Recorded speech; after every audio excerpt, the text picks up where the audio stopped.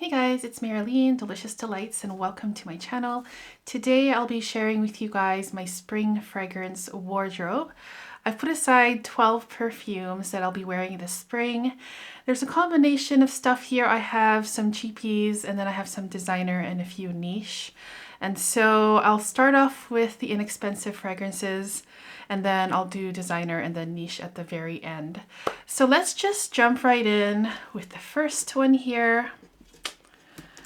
Let's start with the one that I've been talking about a lot lately. This is a new one in my collection from the house of Trussardi, and it's Trussardi Donna Eau de Toilette.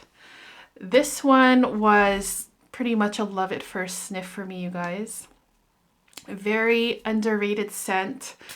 I think I got this bottle for less than 25 euros, and it is just a gorgeous fresh floral jasmine tea scent. And when I wear this, I kind of think of Japanese gardens. So it's very calm, very serene, beautiful. You see like the garden is green and flowers and stuff like that. And I am just in the middle of all of that, sipping some jasmine green tea. So it is perfect for the summer and spring and perfect for year-round, I think, and something that you can wear every single day, something that I just don't think I would get sick of. It's just a very light scent that, you know, makes this very nice little cloud around me that makes me feel relaxed and calm. So Trussardi Donna Eau de Toilette. There have been a few people asking me what's the difference between the EDT and the EDP. Unfortunately, I don't have a sample of the EDP to compare, but if I get my hands on a sample of that, then I would like to do a comparison video. In any case, this is just fantastic, underrated, just beautiful and affordable. All right, the next one here is another one that I talked about recently. I just have a roller ball of it here. Probably one of the best cheapy fragrances you'll ever find if you like floral scents. So this is Stella by Stella McCartney. This is the EDP version. I've heard some people say that this was reformulated. I'm not sure. haven't tried any other version other than this one here. But this is just like the perfect rose scent because it's quite transparent, light, so inoffensive and easy to wear, perfect for like the office, and it's just the perfect rose, honestly. And with this rollerball, I think I paid around 5 or 6 euros for this on a discount web shop. So yeah, if you are into rose scents, or maybe if you are someone that even struggles with rose but wants to wear something rosy, this one is just so easy to wear, easy to like, light, fresh. I mean, that's the theme through all of these fragrances, that they're pretty light and fresh and perfect for the spring. And I really love this. So I have reviewed this. Actually, anything that I have reviewed for any of these fragrances that I'll talk about today, I'll just link it down in the description box. So that's Stella EDP by Stella McCartney. Next up, we have a perfume from the Elizabeth Arden Green Tea collection, which I'm sure all of you are already familiar with. This is Green Tea Pear Blossom. And this one is a very, again, light and fresh scent that smells of green tea, some light white florals, some pear as well in here, obviously. But what I do with this one, just because I want to be smelling more like a pear flavored green tea, then I take my H&M pear, which I don't have right here right now, but sometimes I'll layer that with this. So I'll get that nice green tea scent, but I amp up the pear slash green apple scent in it, and it is beautiful. So yeah, this one you can find for, what did I pay for this? Around 10 euros on a discount web shop. Can't go wrong. It's just so easy to wear. I also spray my bed sheets with this, and it just makes me feel, again, calm, relaxed, and it's just so likable, and I love this line from what I have tried. And there's so many that I haven't tried, but from what I have tried from the green tea collection, I have really enjoyed. I also like the Elizabeth Arden white tea, which is one that I finished so quickly. And there's some new flankers of that one coming out that I do want to get my nose on. Anyways, this is Elizabeth Arden Green Tea Pear Blossom. Next up, we have one that I got late last year and I haven't really talked about it very much. This is from the House of Zara from their Emotions collection. This is Rose Marshmallow Candy. Very cute little, I think this is 30 ml or 40 ml. This is 40 ml. I paid 13 euros, I think, for this, and it's an EDT. And this is such a fun and sweet marshmallow scent. It smells like the name, Rose Marshmallow Candy. But for the most part, it smells like a sweet marshmallow. Very like squishy and fluffy, fun, very cute. It's just a very happy scent.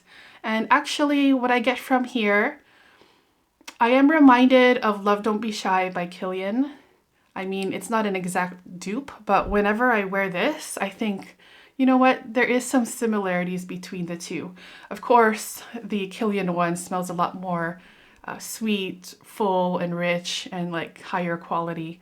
But just as an easy pick-me-up marshmallow scent that is just very likable and pleasant, then Rose Marshmallow Candy from Zara Emotions is maybe one you'd like to try, because I really enjoy this one a lot. Very syrupy, sweet, and just very fun. Okay, so the next one here, again, a new one in my collection that I've been looking forward to wearing, and I have been wearing it for the past little while now. Such a cute bottle here of Manila Grace, and I believe this is an Italian house. This one is 50 milliliters, and I think I paid under 15 euros for this. Maybe it was like 13 or 14 euros or something like that. So this one is a very tropical, fruity, another fun scent. There's notes of mango in here, and I think there's some other tropical fruits in here, and there's sorbet. And to me, it just smells like a fun, coconutty, I don't think there's coconut in the notes, but when I smell this, I get that texture of a creamy coconut or coconut milk, because it's very milky. And then it has flavors of some mixed fruits. Perfect for this time of year. I really, really love this, you guys. And yeah, I don't hear that many people talk about this. This was actually suggested by a viewer. And then I've always seen it on discount web shops for like next to nothing. So I decided to pick it up, and thank goodness it was a success, because this is just a really nice, different coconutty, fruity kind of scent.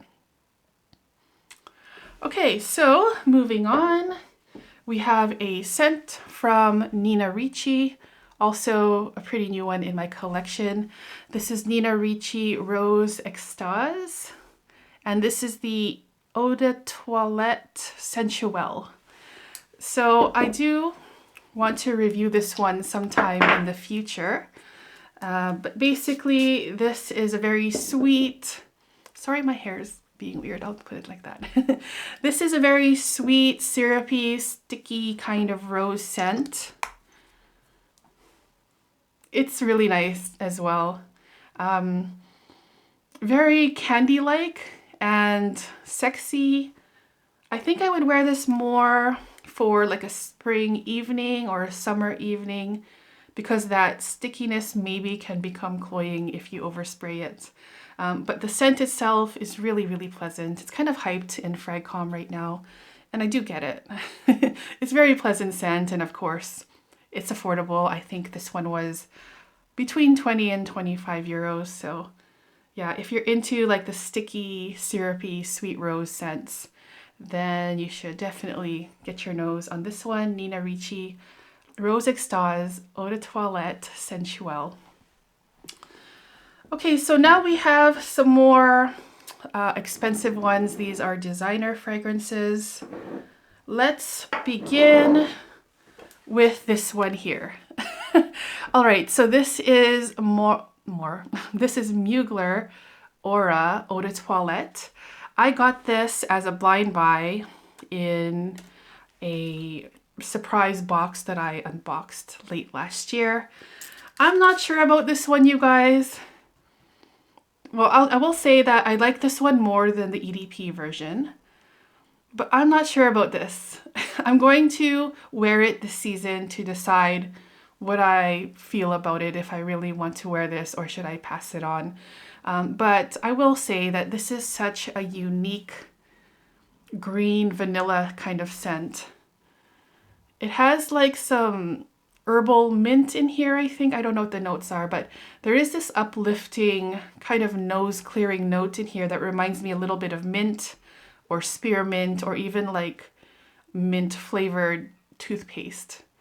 But then at the same time, you get this unique earthy vanilla in here, and it's just a very strange perfume. So like I said, I'm not sure if this is going to work out, but I've been hanging on to this so that I can wear it this coming season in the spring to decide what I think of it. But for me, I think most people would either love or hate this one because it is just so different and unique. And of course, I do like different and unique scents, but sometimes it can get a bit much, and maybe this will be a bit much for me.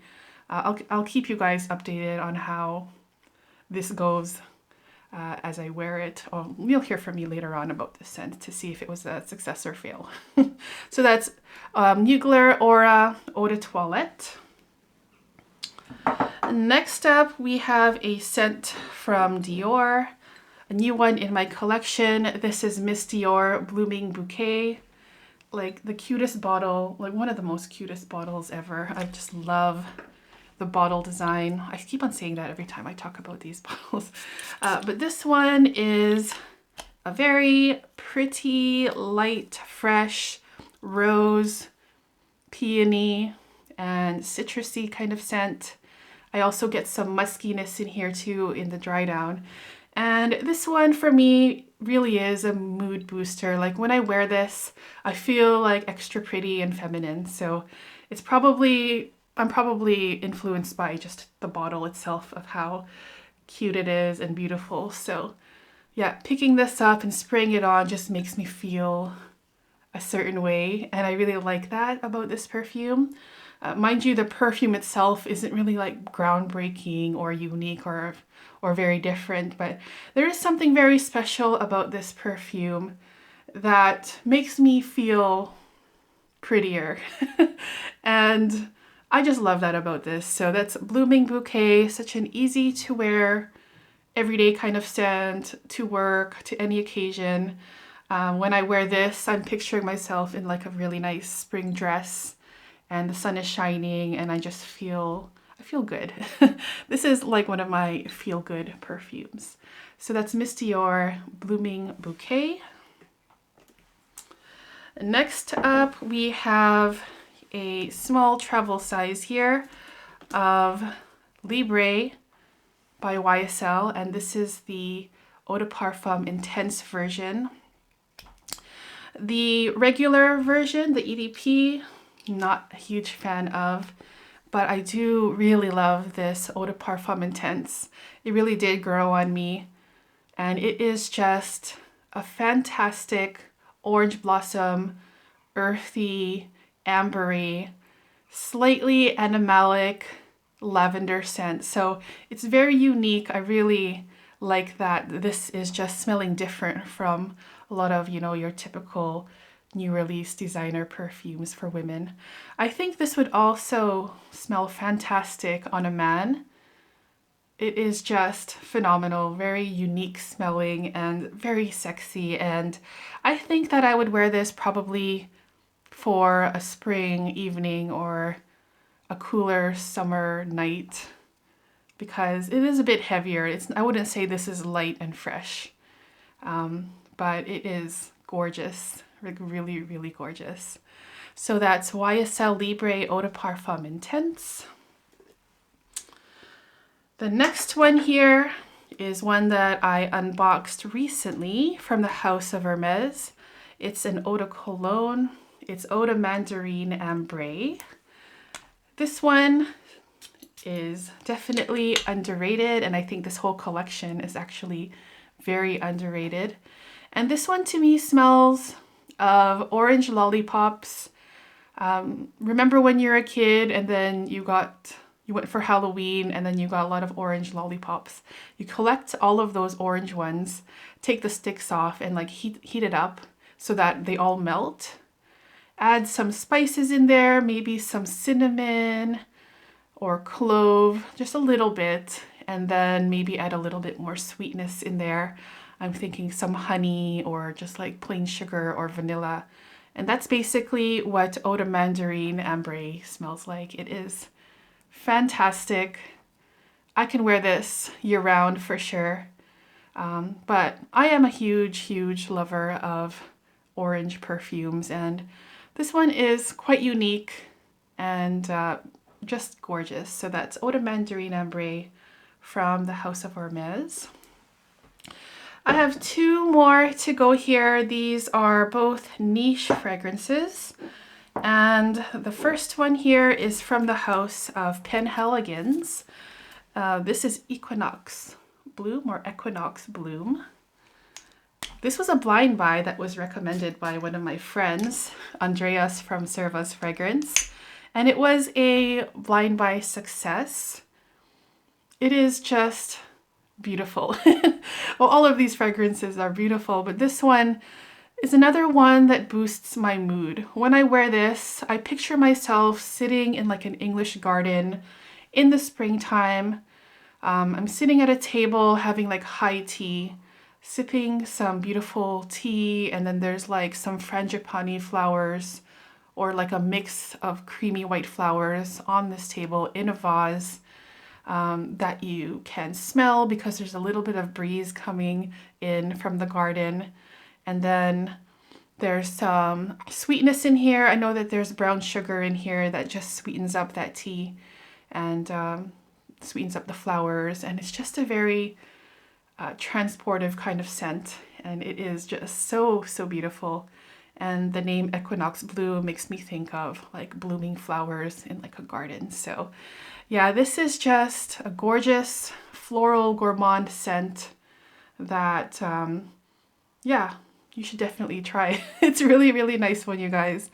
And thank you again to Andreas from Serva's Fragrance for recommending it, because he said that I would love it, and I really, really do love it. So that's that. Penhaligon's Equinox Bloom Eau de Parfum. And finally, we have one more perfume here. This is from the House of Acqua de Parma from their Blue Mediterraneo line. This is called Mandorlo di Sicilia. This one I do want to talk about separately in a review sometime. I've been putting it off for a very long time. But oh my gosh, you guys, this is so, so yummy. It is a beautiful summer gourmand scent. Well, you can wear it any time of year if you want. But this one reminds me of root beer float. So I get like this fizzy, cold root beer scent in here. I also get some high quality, expensive vanilla ice cream in here. I also get a nuttiness in here that reminds me of pistachio or pistachio ice cream. And it is just a delicious, desserty, ice cream, creamy root beer kind of scent. It is just gorgeous. Like really, really delicious. This one I discovered very early on when I was first getting into niche fragrances. And I've always loved it, and I never really talk about it on my channel. But you guys, this is just so beautiful. Actually, this line, this Blue Mediterranean line, I am a fan of. I really like the scents, but this one is probably my favorite from the collection. Mandorlo di Sicilia. I think Mandorlo means almond of Sicily, I'm guessing. Anyways, that is the last one that I'll be wearing this spring, among other things. But yeah, these are the 12. And yeah, that was my very long video of my spring fragrance wardrobe for 2021. If you guys want to share your thoughts on any of these, I would love to hear your opinions, and maybe if you want to share some perfumes that you'll be rocking this spring, feel free to share that as well. Thank you guys so much for watching, and I'll see you guys soon in the next video. Take care. Bye-bye.